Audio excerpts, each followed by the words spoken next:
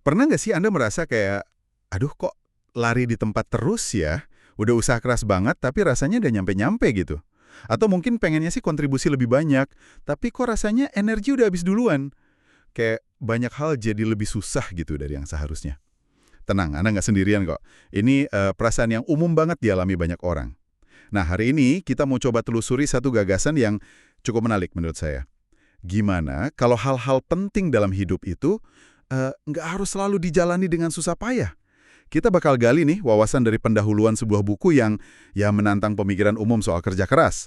Jadi misi kita hari ini, coba bongkar pesan intinya bahwa mungkin ada jalur yang lebih ringan, lebih enteng buat melakukan hal-hal yang paling berarti buat Anda. Oke, siap ya? Mari kita bedah bareng-bareng. Oke, jadi sumber kita ini dibuka dengan kisah Patrick McGuinness. Kalau dilihat sekilas, profilnya keren banget ya. Lulusan sekolah top, kerja di AIG, itu loh perusahaan finansial gede.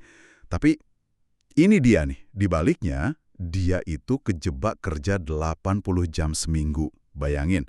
Bahkan pas liburan juga masih kerja. Buat dia itu, kerja keras sudah kayak, ya segalanya lah. Itu definisi sukses buat dia. Tapi, ironisnya, Ironis banget.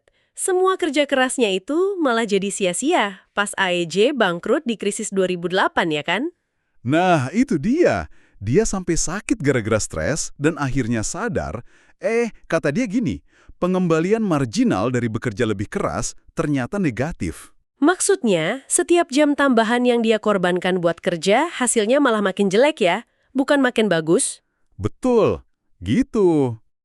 Nah di titik itu kan si McGuinness ini dihadapkan pada pilihan yang, wah penting banget.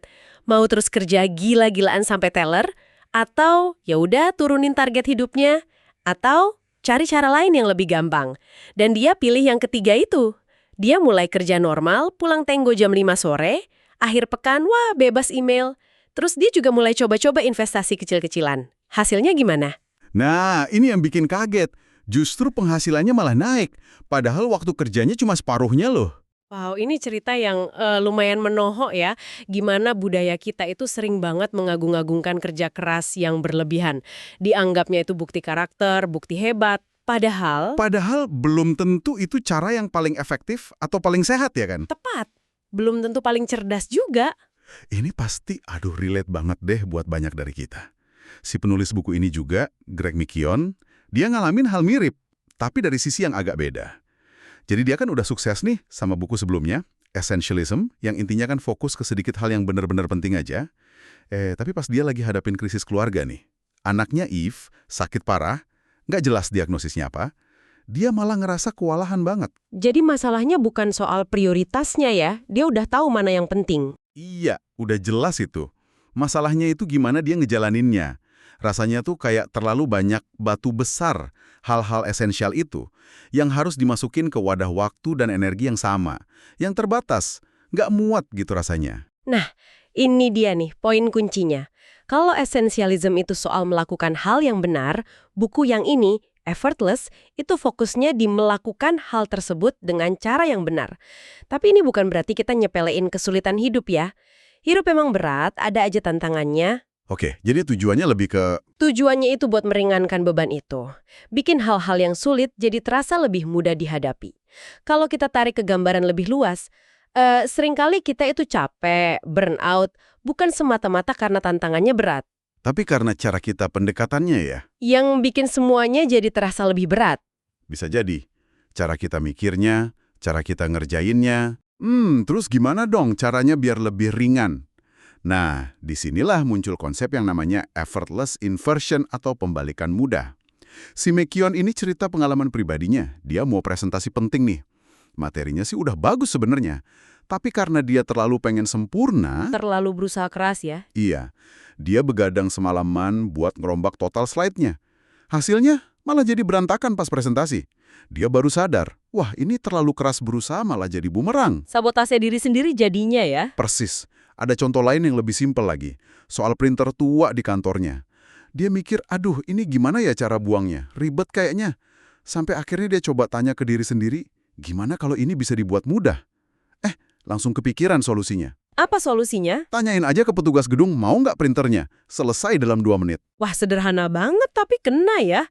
Ini sebenarnya nyambung loh sama prinsip kemudahan kognitif. Otak kita itu kan secara alami emang nyari jalan termudah, jalur paling nggak makan energi. Oh, jadi daripada dilawan. Iya, kenapa nggak dimanfaatin aja kecenderungan alami otak kita itu? Tapi ini juga jadi pertanyaan menarik sih. Kenapa ya kita sering curiga sama hal-hal yang gampang? Benar juga ya. Istilah kayak uang mudah aja konotasinya sering agak negatif gitu. Iya kan? Kayak ada anggapan gitu di budaya kita bahwa cara yang benar, yang berharga itu ya pasti yang susah, yang butuh perjuangan lebih. Nah, jangan-jangan asumsi ini nih yang jadi penghalang terbesar kita. Coba deh Anda renungkan sejenak. Pernah nggak sih Anda mungkin tanpa sadar bikin sesuatu jadi lebih rumit dari yang seharusnya? Hanya karena mikir kalau cara yang susah itu, yaitu satu-satunya cara yang benar atau lebih pantas gitu. Mungkin ya, hanya karena kita berasumsi harus susah. Oke. Jadi kalau kita tarik kesimpulan sementara dari pendahuluan ini, intinya apa dong? Intinya adalah kita perlu menantang asumsi kita sendiri. Mungkin banget rintangan terbesar kita itu bukan masalahnya itu sendiri, tapi keyakinan kita yang keliru. Keyakinan bahwa semua hal penting itu harus diraih dengan susah payah, dengan upaya luar biasa. Betul. Mungkin nemuin cara yang lebih ringan, lebih mudah, itu bukan tanda kemalasan sama sekali, tapi justru Justru tanda kecerdasan ya. betul. Dan juga cara biar kita bisa sustain, bisa bertahan dalam jangka panjang. Nggak gampang burn out. Tepat sekali. Nah, sebagai penutup nih, ada satu ide lagi dari sumber ini yang menurut saya menarik banget buat Anda renungkan lebih lanjut. Disebutkan ada 2 jenis hasil.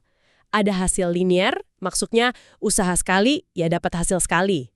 Tapi ada juga hasil residual. Hasil residual, itu gimana? Usaha sekali, tapi hasilnya bisa datang terus-menerus berulang kali. Kayak investasi kecilnya si McGinnis tadi. Dia usaha di awal, hasilnya ngalir terus. Oh, oke. Nah, pertanyaannya, mungkinkah dengan kita lebih fokus pada tindakan-tindakan yang terasa lebih mudah, lebih effortless ini, kita justru bisa membuka lebih banyak pintu ke arah hasil residual itu?